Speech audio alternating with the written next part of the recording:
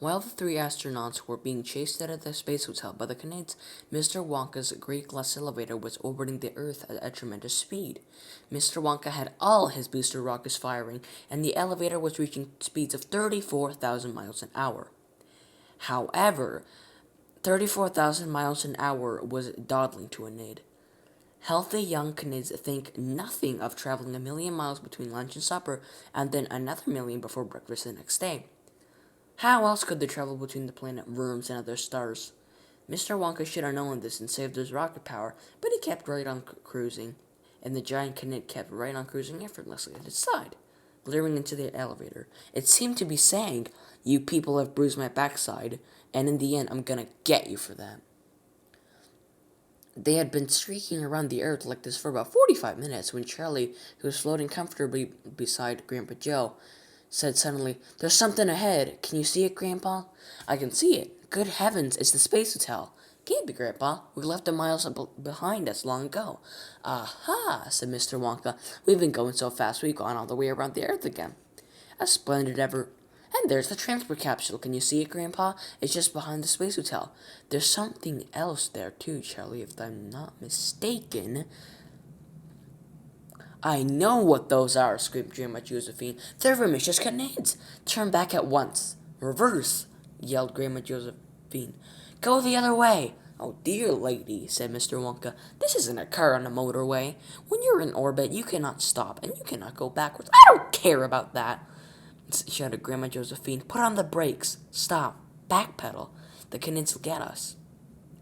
"Now let's for heaven's sake stop this nonsense right now. You know very well my elevator is completely Canid-proof. You have nothing to fear." They were closer now, and they could see the Canids pouring out from the tail of the Space Hotel and swarming out like wasps around the transport capsule. They were attacking it. They're after it. It was a fearsome sight. The huge green egg-shaped Canids were grouping themselves into squadrons with about 20 Canids in one. Then each squadron formed itself into a line abreast with 1 yard between Canids. Then, one after the other, the squadrons began attacking the transport capsule. They attacked in reverse with their pointed rear ends in front and came in at a fantastic speed. Wham! One squadron attacked, bounced off, and wheeled away. Crash! Another squadron smashed against the side of the transport capsule. "Get us out of here, you madman! What are you waiting for? They'll be coming after us next. For heaven's sake, turn back." "I doubt very much if that capsule of theirs is Canic-proof," shouted Mr. Wonka. "Then we must help them. We gotta do something. There are 150 people on that thing." Down on the earth in the White House study, the president and his advisors was listening in horror to the voices of the astronauts. "They're coming at us in droves," Sheckworth was shouting. "They're bashing us to bits." "But who?" yelled the president. "You haven't even told us who's attacking you." "Those 30 great big greenish brown brutes with red eyes.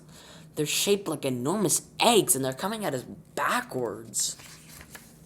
"Backwards? Why backwards?" "Because their bottoms are even more pointy than their tops. Look out, here comes another lot." Bam! "We won't be able to stand this much longer, Mr. President. The waitresses are screaming, and the chambermaids are all hysterical, and the bellboys are being sick, and the hall porters are saying their prayers. So what shall we do now, Mr. President?" "Fire your rockets, you idiot, and make a re-entry," said the president. "Come back to Earth immediately." "That's impossible," cried Shaller. "They've busted our rockets. They've smashed into smithereens. We're cooked, Mr. President. We're done for. Because even if they don't succeed in destroying the capsule, we'll have to stay up here in orbit for the rest of our lives. We can't make a re-entry without rockets." The president was sweating, and the sweat ran all the way down the back of his neck and inside of his collar. "Any moment now, Mr. President. We're going to lose contact with you altogether. There's another lot coming at us. Here they come. I don't think we'll be able to—" The voice cut. The radio went dead. "Shanks, where are you? Shockworth, Shanks, Shaller. Why don't you answer me?" Up in the great glass elevator, where they had no radio and could hear nothing of these conversations, Charlie was saying, "Surely the only hope is to make a re-entry and dive back to Earth quickly." "Yes," said Mr. Wonka, "but in order to re-enter the Earth's atmosphere, they got to kick themselves and out of orbit. They gotta change course and head downwards. But the rocket tubes are all dented and bent. You can see that from down here. They're all crippled. Why can't we tow them down?" Mr. Wonka jumped. Even though he was floating, he somehow jumped. He was so excited he shot upward and hit his head on the ceiling. Then he spun around 3 times. Charlie, you've got it. That's what we'll do. We'll tow him out of orbit. To the buttons, quick. What do we tow them with? Our neckties? Don't you worry about that. My great glass elevator is ready for anything.